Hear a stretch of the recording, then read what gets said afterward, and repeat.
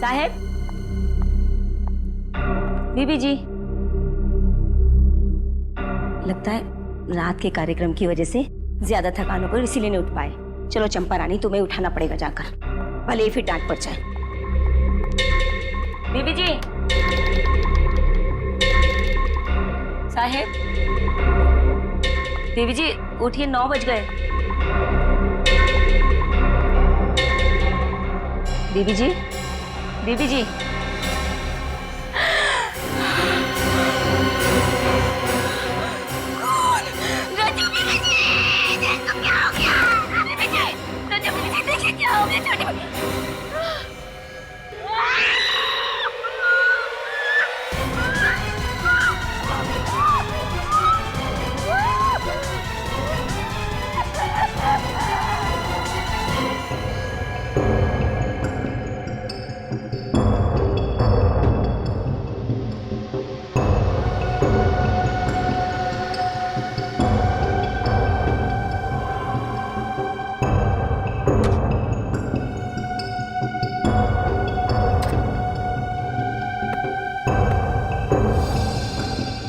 ना कोई खून खराबा और ना ही कोई हाथापाई, सिर्फ गले पर चोट के हरे निशान।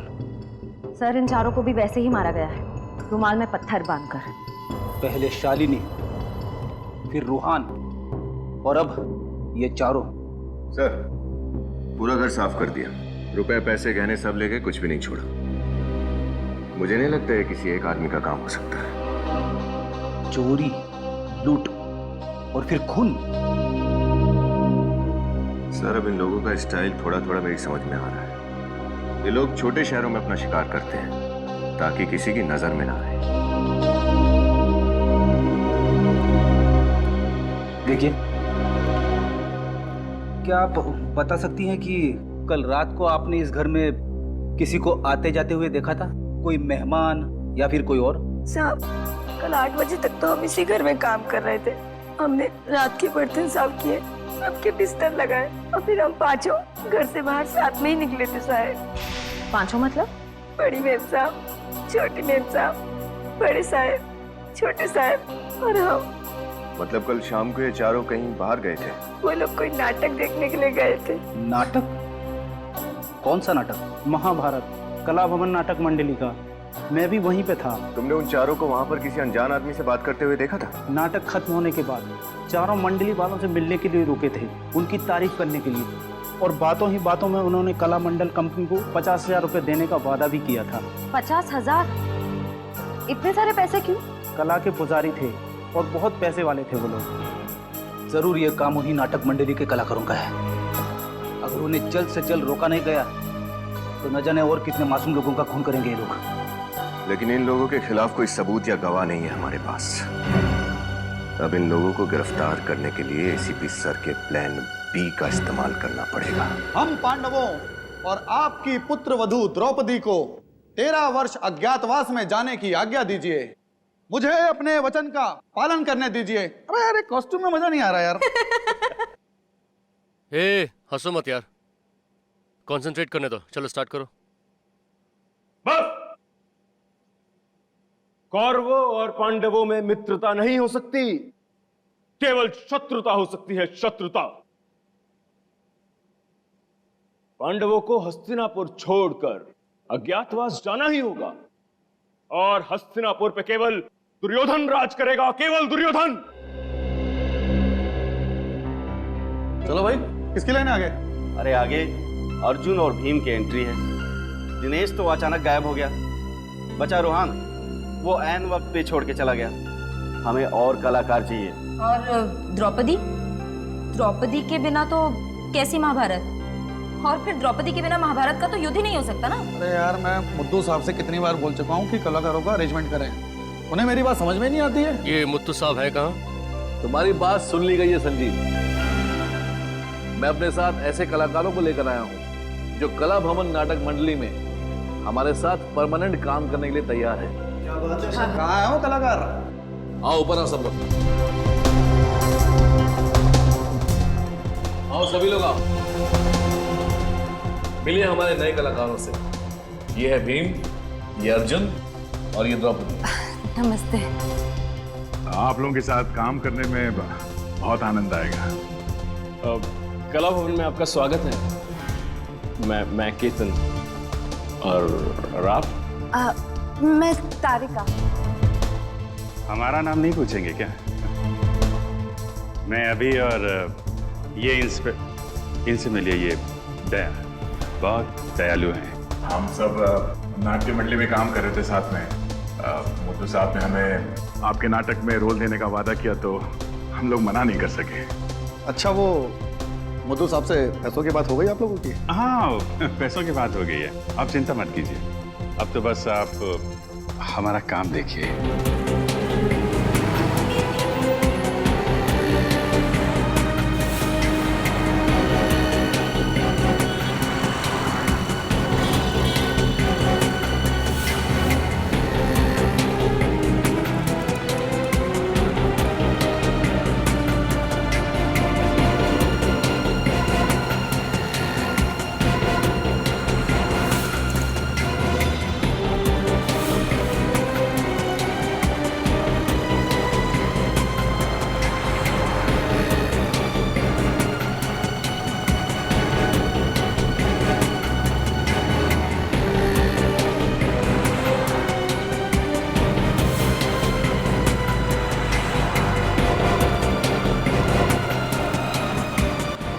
सर कुछ भी नहीं मिला, कुछ पता नहीं चला। सर इस तरफ तो नहीं है। चलो इस तरफ चल के देखते हैं।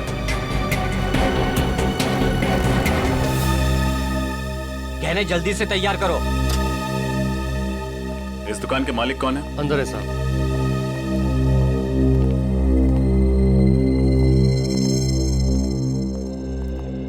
कहिए, मैडम के लिए अच्छा सा हार दिखाऊं?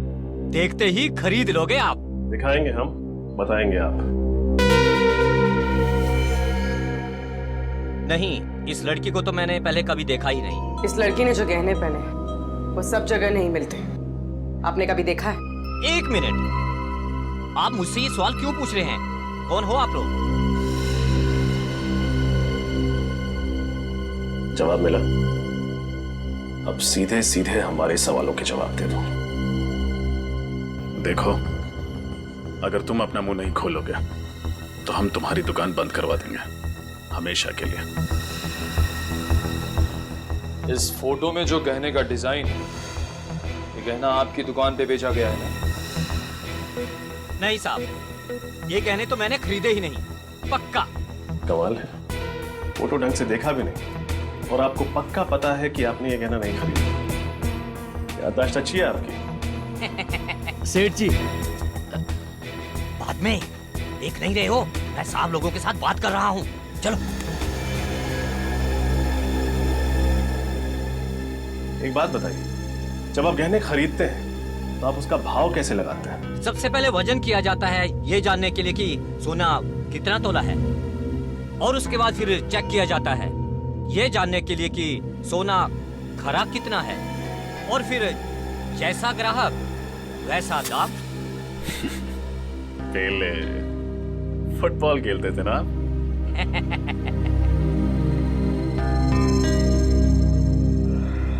आपकी याददाश्त काफी अच्छी है, लेकिन हमारी नजर कमजोर नहीं। इस फोटो में जो डिजाइन है, ये बाली हूबहू वैसी है।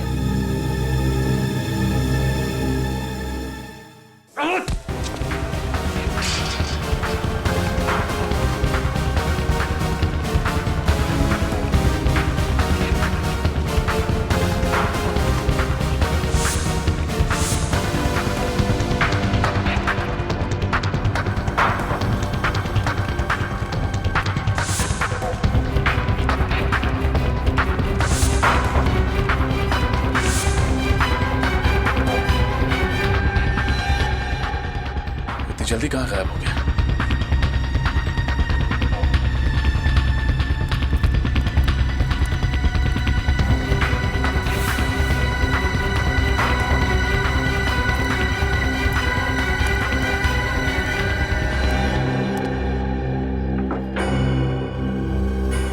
ये तो मर गया।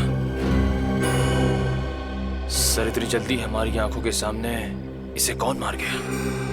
जिसने भी ये किया है उसने हमारी मुश्किलें और बढ़ा दी। ज्येष्ठ भ्राता युधिष्ठिर, मैं प्रण लेता हूँ। ज्येष्ठ भ्राता युधिष्ठिर, मैं प्रण लेता हूँ। कोई फायदा नहीं। कोई फायदा नहीं। अरे ये डायलॉग्स थोड़े ना है, मैं तो दया से बात कर रहा था। अच्छा वो कोई फायदा नहीं है। यहाँ नेटवर्क की इतनी दिक्कत है कि 1 मिनट की बात करने के लिए 5 मिनट तक टहलना पड़ता है। अर्जेंट एक फोन करना था। खैर मेरे लाइन बताओ। अरे लाइन्स वाइन्स छोड़ो, अपने हिसाब से कर लो। कॉस्ट्यूम्स ट्राई कर लो तुम आराम से। वैसे मुझे लगता नहीं है कि आप लोगों ने इससे पहले ऐसे ऐतिहासिक और सांस्कृतिक नाटकों में काम नहीं किया है। हमने किया है कई बार, ऐसे किरदार निभाए हमने, तभी तो इनका निशाना अचूक अर्जुन जैसी और मेरी ताकत भीम जैसी। क्या है ना, अभी पहली बार आप लोगों के साथ काम कर रहे हैं ना, एक बार जान पहचान होगी तो फ्लो में आ जाएगा। वैसे आप लोग तो काफी समय से एक दूसरे को जानते होंगे, मतलब जम गई होगी आपस में, है ना? नहीं नहीं, ऐसा कुछ नहीं है। हमें एक दूसरे से कुछ लेना देना नहीं है। वो तो मुड्डू साहब है कि सबको जोड़ के रखते हैं। अच्छा, तो मतलब आप में से वो चोरी करने वाला और खून करने वाला ठग कौन है, वो तो आपको भी नहीं पता होगा। हमें पता होता तो सीआईडी को नहीं बता देते। जिया, द्रौपदी की कॉस्ट्यूम तारिका को हो गई। कॉस्ट्यूम तो बिल्कुल फिट है, लेकिन ये विग आप देख लीजिए, थोड़ा विग में शायद थोड़ा कुछ प्रॉब्लम। इस कॉस्ट्यूम और विग की दुनिया से तो मेरी फोरेंसिक लैब और केमिकल्स ही बेहतर है। क्या बात है, मैं मदद करूं कुछ? नहीं It's okay. अरे वाह भाई साहब वाह, आप तो सर्वगुण संपन्न मालूम पड़ते हैं। औरतों के बाल बनाना भी जानते हैं आप? पहले लेडीज ब्यूटी पार्लर में काम करते थे क्या? जी नहीं, मैं एक कलाकार हूं। कलाकार। हाँ भाई, सारी तैयारियां हो गई? हाँ जी। चलो चलकर स्टेज दिखाते हैं, साथ में ड्रेस और प्रॉपर्टी भी ले लो। जाकर देखते हैं स्टेज कितना बड़ा है छोटा है, बहुत जरूरी है। संजीव चल भाई। हाँ बिल्कुल, वरना कहीं शो के टाइम टेंशन ना हो जाए। उठा लो भाई, प्रॉपर्टी उठा लो। चलो चलो चलो। मैं यही रुकती हूँ। क्यों? वो एक्चुअली मेरे डायलॉग्स ठीक से याद नहीं हुए, तो सोचा थोड़ी प्रैक्टिस कर लूँ यहाँ बैठ के। वो शाम को शो है और कुछ गड़बड़ हो गया तो पूरा शो खराब हो जाएगा, है ना? हाँ, अच्छा कह रही हैं। आप याद करो, हम लोग चलते हैं। चलो भाई, सब लोग लेके चलते हैं।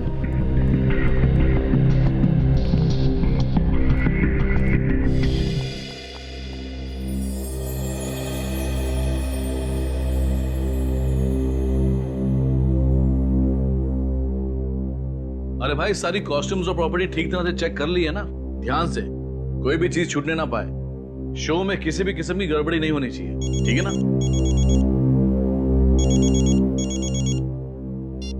हेलो, जी कला भवन नाटक कंपनी, बोलिए। अभिजीत,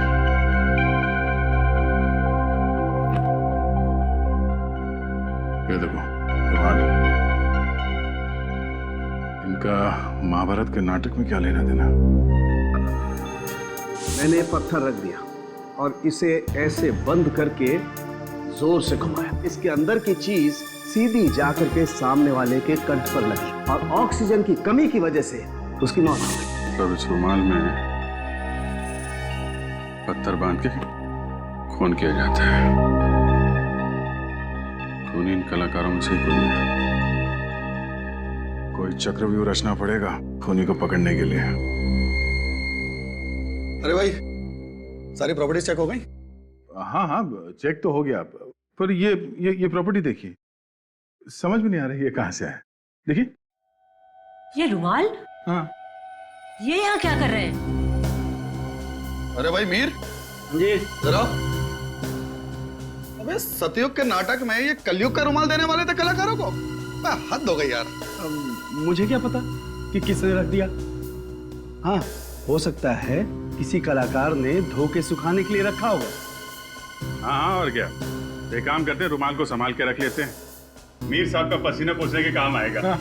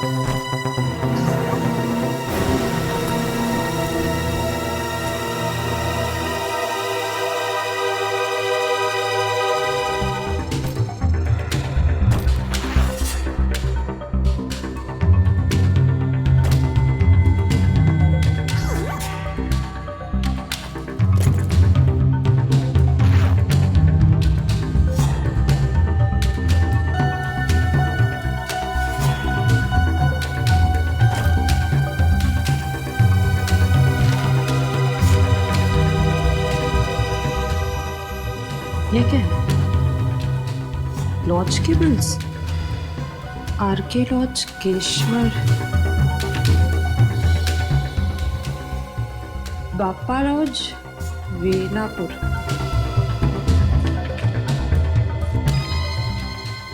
नीलम लॉज, सीरकपुर। सीरकपुर? लेकिन ये तो नीलम लॉज नहीं है। और ये बाकी दोनों शहरों में भी कला भवन नाटक मंडली वाले तो सरकारी लॉज में रुके थे। ये तो लॉज के बिल्स यहाँ क्या कर रहे हैं?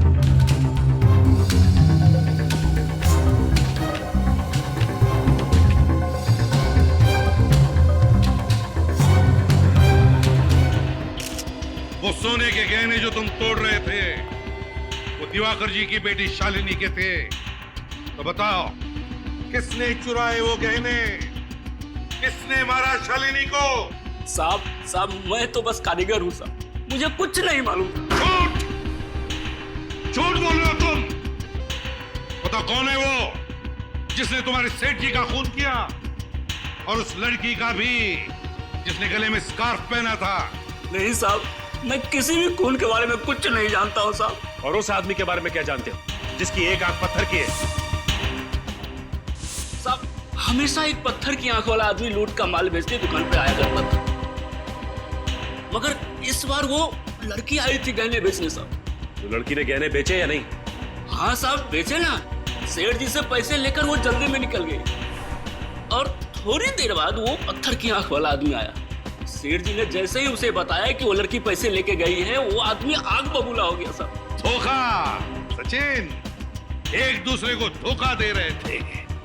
पहले रूहान ने अपने साथियों को धोखा दिया, और अब उस लड़की ने रूहान को। वो लड़की जब मुंबई आती थी तो कहाँ रुकती थी, तुम्हें पता है? वो तो नहीं पता। हाँ, लेकिन वो जब भी सेठ जी की दुकान पे आती थी तो ऑटो वाले को 15 रुपए देती थी। छुट्टा तो उसके पास कभी होता ही नहीं था, हमेशा मुझसे ही लेकर देती थी। 15 रुपए? ऑटो रिक्शा का भाड़ा 15 रुपए होता था? इसका मतलब है ये लड़की जरूर कहीं वहीं आसपास किसी लॉज में रहती थी इस दुकान से। सचिन पता लगा। क्या मतलब है इस बात का, मुझे बताओ कि तुम लोगों को पैसे नहीं मिलेंगे तो तुम शो नहीं करोगे? मैं सिर्फ पैसों के लिए काम कर रही हूँ, कोई समाज सेवा नहीं कर रही हूँ। सबको पैसे मिल जाएंगे, तुम्हें भी पैसे मिल जाएंगे। लेकिन मुथु साहब आप पैसे लाएंगे कहाँ से? उसकी कोशिश मैं कर रहा हूँ। संजीव समझाओ इनको, मैं इन सबको। देखो मुझे इनके बैग में से लॉज के बिल्स मिले, तो देखो। इसका मतलब कोई है जो कला भवन नाटक मंडली का पीछा कर रहा है। जिस शहर में ये मंडली गई उसी शहर में उसी तारीख को ये अनजान लोग लॉजेस में जाके ठहरे थे। लेकिन ये बिल्स यहाँ पे आए कैसे? लॉज में जाके पता करना पड़ेगा कौन है ये लोग और इनका मकसद क्या है। एक मिनट। Hello hello. तो होंगे कहीं का। मुझसे बोला यहाँ पे नेटवर्क नहीं मिलता, खुद फोन पे बात कर रहा हूँ। देखो दया कौन सा नेटवर्क है इसका।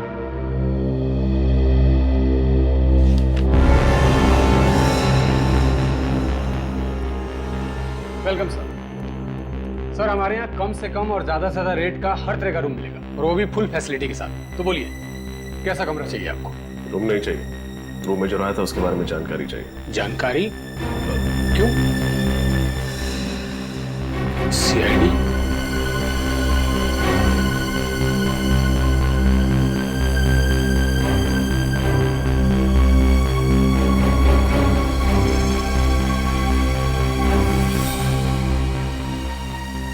जानते हो सर?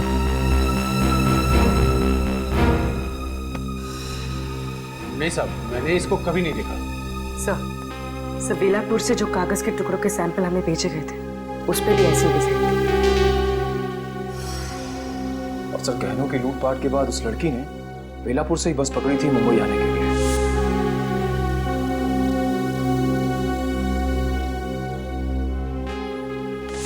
सर इसका मतलब वो लड़की इस लॉज में आई थी। कोई लड़की याद? गोरी दुबली, हाइट लगभग 5.5 फुट, गले में स्कार्फ, आंखों पे बड़ा सा चश्मा और हाथ में काले रंग का सूट। नहीं साहब, पक्का नहीं है। खाना खाया तू? खाना? नहीं। क्यों? जेल में क्या मस्त खाना बनाया आज। मोटी रोटी, पतली दाल, तीखी मिर्च। चलो साहब छोड़ो तो। साहब माफ कर दो साहब गलती हो गई साहब। मैं लालच में आ गया था। मुझे उस आदमी ने मुंह बंद रखने के लिए 5000 रुपये देते साहब। मेरा बस इतना ही कसूर है। वो बहुत डेंजर आदमी दिखता था साहब। उस आदमी के बारे में क्या क्या जानते हो सब कुछ बताओ। वो आदमी 2 दिन से इस लॉज में रुका हुआ था। अभी भी है? नहीं मैडम, अभी चला गया साहब। और हाँ साहब, वो मैडम काले रंग का सूटकेस लेके उससे मिलने आई थी आज। मिलने आई थी? फिर मिली उससे? नहीं, वो यहीं पे बैठ के उसका इंतजार कर रही थी कि अचानक उस मैडम का फोन आ गया और वो बात करते हुए निकल गई। अभी तकरीबन 1 घंटा पहले। कमाल है, जिस आदमी से वो डर के भाग रही थी उससे मिलने वो यहाँ क्यों आई? आई थी, मिली नहीं, फिर गई कहाँ? सर कहीं इस डिजाइन में उस जगह का पता तो नहीं है जहां वो गई है?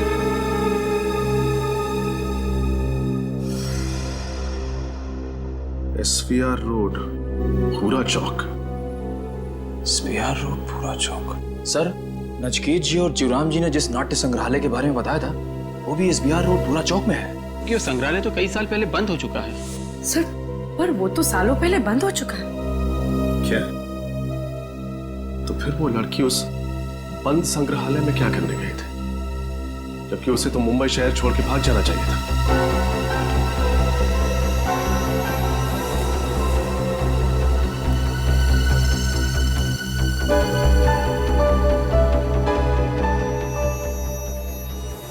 बोलो।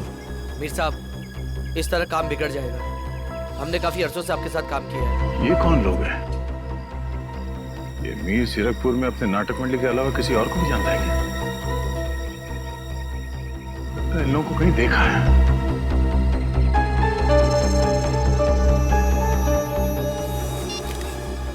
तुम लोगों को यहाँ नहीं आना चाहिए था। हमें हमारा हिस्सा चाहिए। हिस्सा मिल जाएगा, पहले ये काम कर दो, उसके बाद चलो जाओ यहाँ से।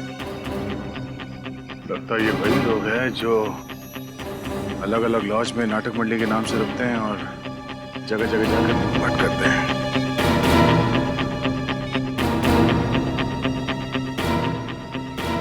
सर, मैं कुछ फोटो भेज रहा हूँ सर। लगता है ये वही लोग हैं जो उस नाटक मंडली में जुड़े हुए हैं।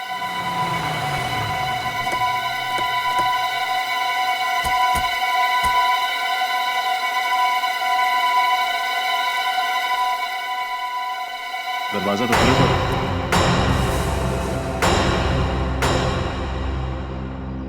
अगर ये जगह काफी दिनों से बंद पड़ी है तो यहाँ पे आत्मा वगैरह। डैडी, क्या डर पा रखा है तुमने आत्मा? बाहर निकले से, नहीं डर तुम्हारे लिए बीमारी बन जाएगी। मैं कोशिश करूंगा सर, लेकिन ये पत्थर की आंख वाला आदमी इस लड़की को यहाँ क्यों लेकर आया होगा? शायद यहाँ पे पैसों का बंटवारा करने आए होंगे। चलो अंदर चल के देखते हैं।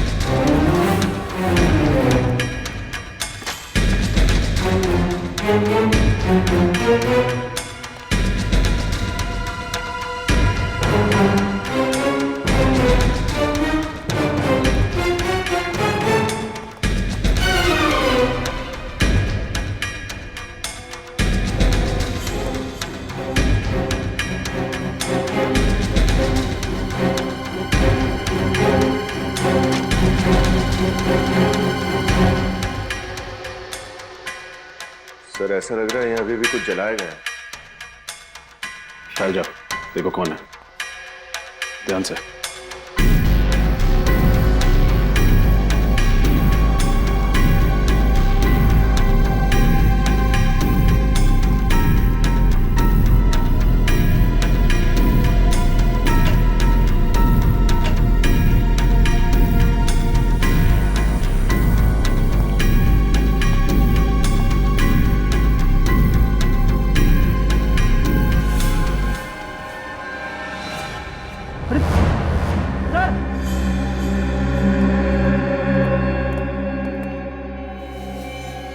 ये तो वही लड़की है जिसे हम ढूंढ रहे थे। श्रेया,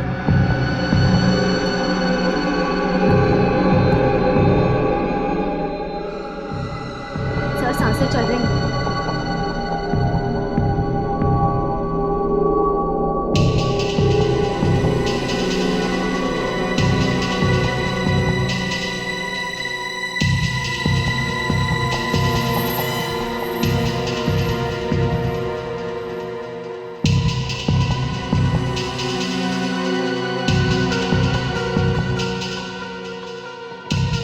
आराम से, आराम से।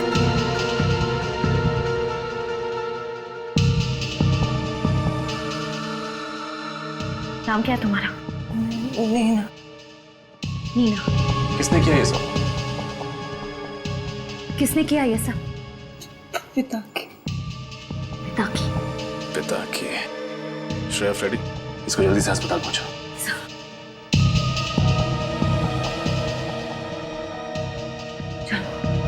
समझ गए।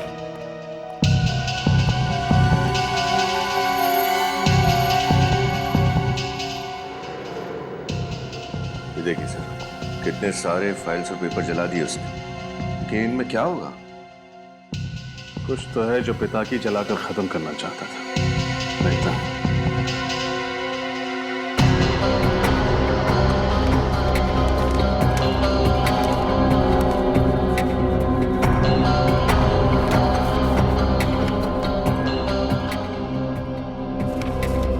सर ये देखिए,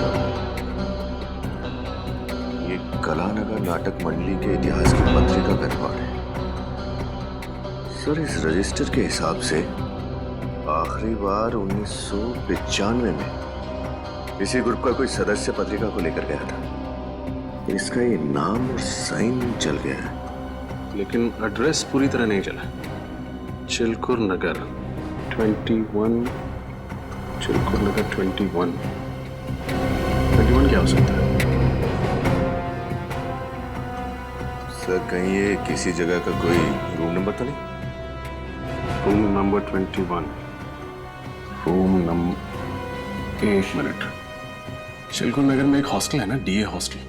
हो सकता है उस हॉस्टल के रूम नंबर 21 से कोई शख्स आया। हो सकता है सर, क्योंकि डीए हॉस्टल से करीब 10 मिनट की दूरी पर एक पुराना ड्रामा कॉलेज है और वहाँ के स्टूडेंट्स इसी हॉस्टल में रुकते हैं। एक काम करते हैं, डीए हॉस्टल चलते हैं, देखते हैं कि कौन है जो कला भवन के ठगों की तरह लूटमार और खून कर रहा है। ये मीर बाहर जाकर इन लोगों से मिला था, शायद यही है वो ठग लुटेरे।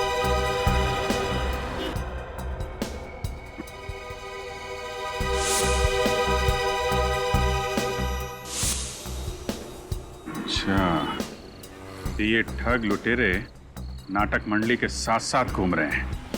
जहाँ जहाँ ये नाटक मंडली जाती है, ये लोग वहीं वहीं पे लॉजेस में जाकर ठहर जाते हैं। कहीं रिश्तेदार बन के और कहीं गवाह बन के अपना काम कर रहे हैं। तो बिल्स कौन जमा कर रहा है उसके बारे में अभी तक कुछ पता नहीं लगा। मीर पे ही नजर रखते हैं,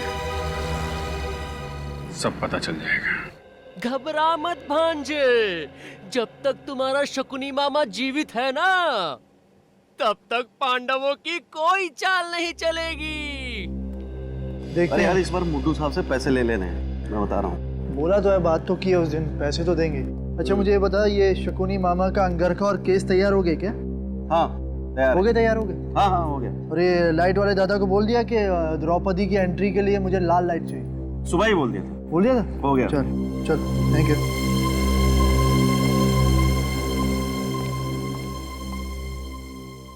ये मेरे अहंकार का नहीं, आत्मसम्मान का प्रश्न है। वो कितनी कॉम्प्लिकेटेड लाइफ कैसे बोल लेते हैं, देखो कैसे याद रखते हैं। ये फॉरेंसिक में ठीक है बॉस। नहीं यार मैं सिखाऊंगा ना, सिखाऊंगा, कुछ नहीं हो सकता। अरे नहीं मैं कोशिश करता हूँ ना यार, हो जाएगा हो जाएगा। आज मैं ये प्रण ठानती हूँ कि मैं ये केस जब तक उस दुष्ट दुशासन के रक्त नहीं रंगे जाएंगे, ये केस मैं हमेशा ऐसे खुला ही रखूंगी। वाह वाह, क्या बात है, क्या एक्टिंग करती हैं? हाँ? ये काम कीजिएगा, जब ये केश वाली लाइन बोली ना आपने, तो बालों को थोड़ा सा ऐसे करके झटक दीजिए, बहुत मस्त लगेंगे। वैसे एक बात बोलूं, आप पूरी बहुत मस्त दिखती है। दुर्योधन, क्या नाम है तुम्हारा? केतन। तारिका जी के बाएं कंधे में चोट लगी है, इसलिए वो ऐसे बाल नहीं कर सकती। इसलिए बेहतर होगा कि तुम नीचे जाओ और रिहर्सल करो। नीचे जाओ और रिहर्सल करो। नीचे जाओ। बेचारा केतन बाल बच गया। यार तुम्हें मजाक सोच रहा है यार? अरे मजाक क्या करो यार। ये मीर कहाँ गायब हो गया? तो यहीं पे फोन पे बातें कर रहा था, ये गया कहाँ? सॉरी सर, सॉरी, आपको इंतजार करना पड़ा। बताइए क्या काम था? क्या साल 1995-96 में आप इस हॉस्टल में काम कर रही थी? नो सर, मैं तो सिर्फ पिछले 2 सालों से यहाँ काम करती हूँ। कोई और है इस हॉस्टल में जो उस समय से काम कर रहा हो? जी हाँ, पार्थ जी। सर वो 1995 से इस हॉस्टल के फैकल्टी मेंबर हैं। बुलाऊं मैं? प्लीज।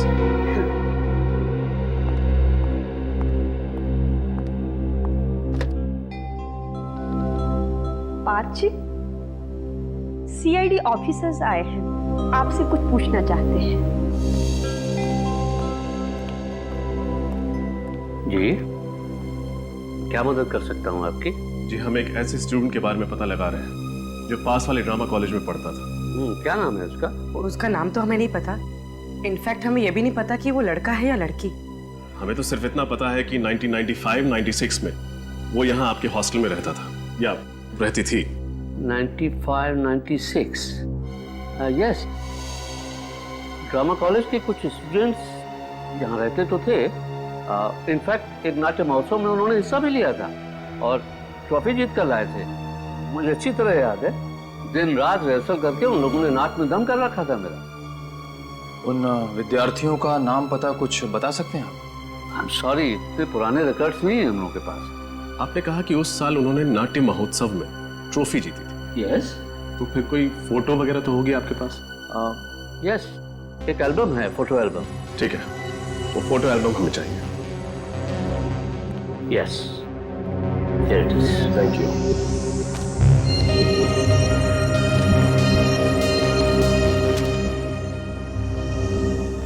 ओह, तो ये है।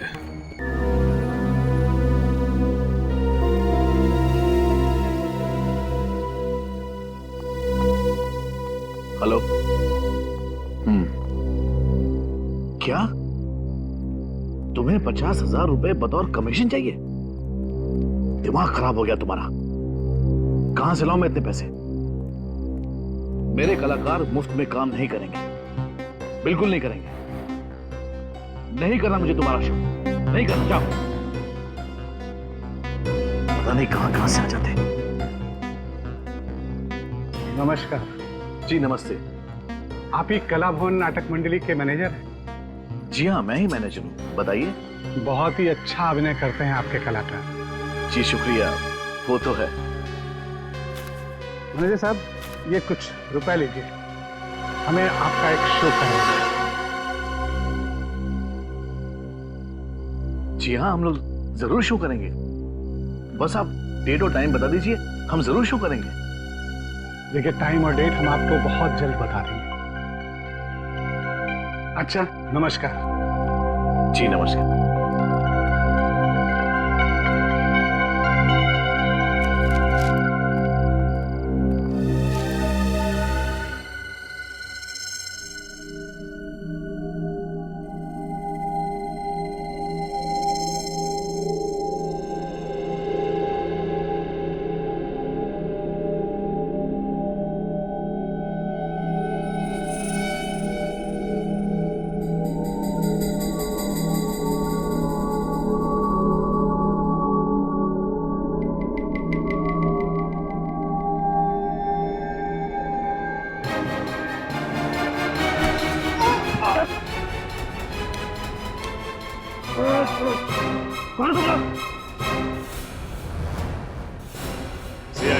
सीआईडी? पत्थर से झटका देकर लोगों को मारते हो ना तुम लोग, अब हमारा झटका देखना। हम पर भरोसा करने के लिए बहुत बहुत शुक्रिया। अगर आज आप लोग हिम्मत नहीं दिखाते तो हम लोग इन ठगों को कभी भी रंगे हाथों नहीं पकड़ सकते थे। अच्छा, तो तुम लोग की चाल थी हमें पकड़ने के लिए? हाँ, हमें पहले ही पता चल चुका था कि तुम लोग 1890 के नाट्य कलाकारों की एक कला का सहारा लेकर ये घिनौना काम करते हो, लोगों को लूटते हो, उनका खून करते हो। बताओ, कहाँ है तुम्हारे बाकी के साथी और कौन है तुम्हारा बॉस जिसे इतिहास दोहराने का बहुत बड़ा शौक है? हमें नहीं पता, आप किसकी बात कर रहे हैं? मीर और पिता की तुम्हारे साथी है ना? बोल। हाँ, मीर और पिता की दोनों साथ में ही हैं, मगर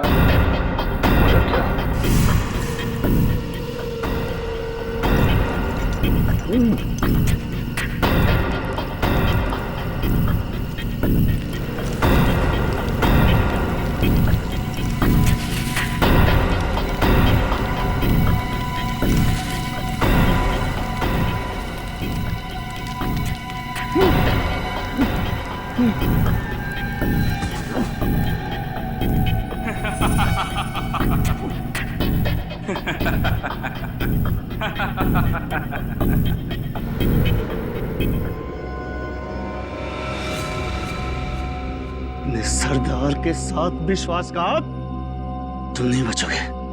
मैं तुम्हें छोड़ूंगा नहीं पिता की। पहले अपने आप को तो छुड़ा के दिखा मेरे साहब।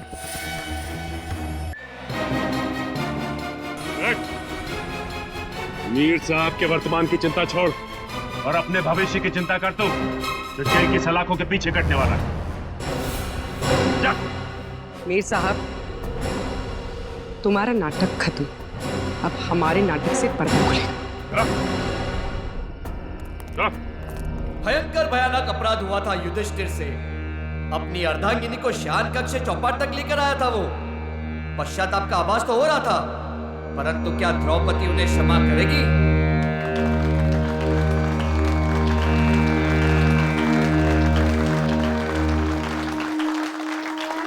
मैं आपकी अर्धांगिनी हूँ, जीवन संगिनी हूँ, कोई वस्तु नहीं जिसे आप दांव पे लगा दे। घोर अपराध हुआ है मुझसे पांचाली।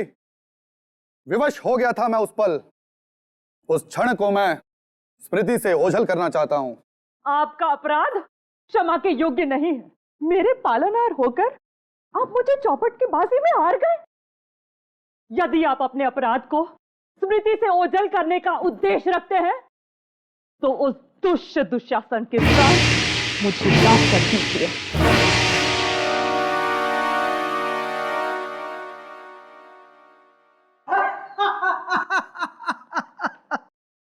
ओ द्रौपदी, जिसका स्वयं कोई सम्मान नहीं, वो क्या किसी के प्राण निकाल पाएंगे?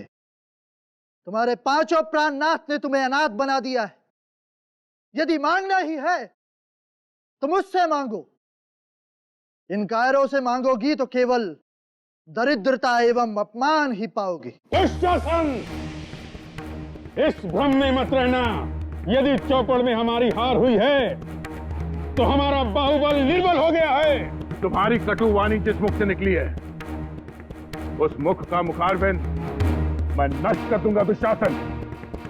मैं पांचली आज ये प्रण लेती हूँ कि जब तक ये दुष्ट दुशासन के रक्त से अपने केश ना रंग दूं, मैं अपने केश हमेशा खुले ही रखूंगी। मैं तुमसे वादा करता हूं पांचाली, इस दुशासन की छाती चीर कर इसका लहू निकाल लूंगा मैं।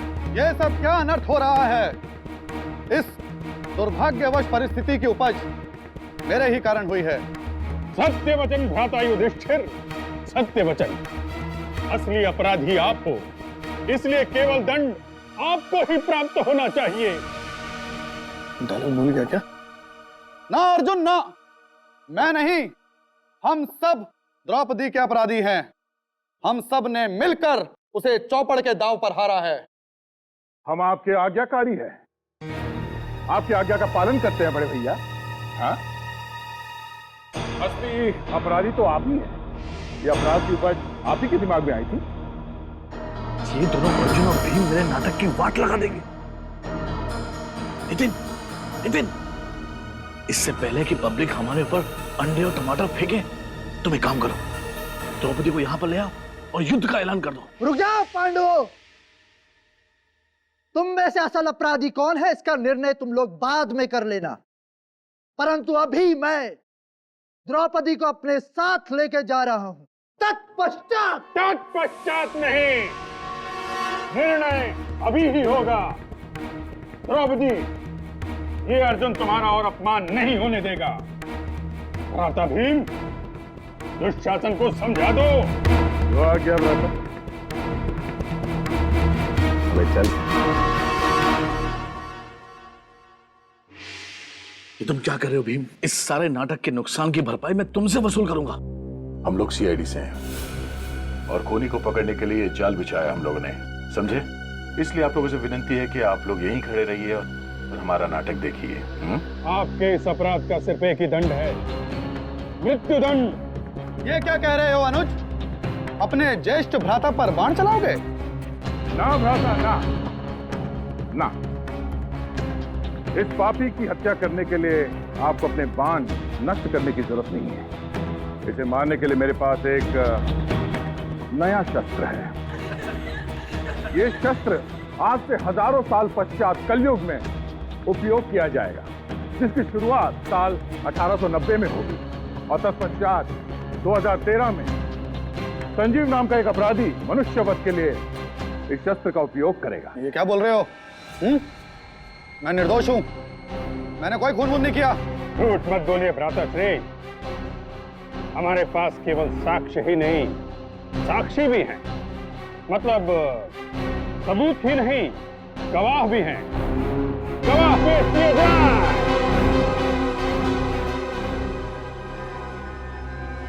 कौन हो तुम लोग? सीआईडी ऑफिसर अभिजीत, दया और फोरेंसिक एक्सपर्ट डॉक्टर तारिका। तुम्हारे गुनाहों का पर्दाफाश हो चुका है संजीव। पिताकी और मीर ने तुम्हारे खिलाफ बयान दे दिया।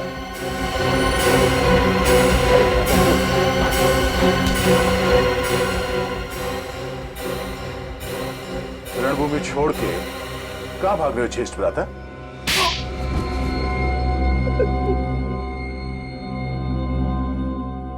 सर, कला भवन नाटक मंडली चलाने के लिए पैसे चाहिए थे सर। पूरे साल मेहनत के बाद भी हम लोग इतना पैसा नहीं कमा पाते थे कि मंडली का खर्चा उठा सके सर। जब कला भवन के ठगों का इतिहास पता चला तो मैंने पिताकी, रुहान, मीर और नीना के साथ मिलकर सर लूटपाट और खून का सिलसिला शुरू किया सर। मेहनत से कमाई नहीं कर पाए तो गैर कानूनी काम शुरू कर दिया, ईमानदारी की दुकान बंद कर दी और बेईमानी शुरू। संजीव, तुम कलाकार तो सचमुच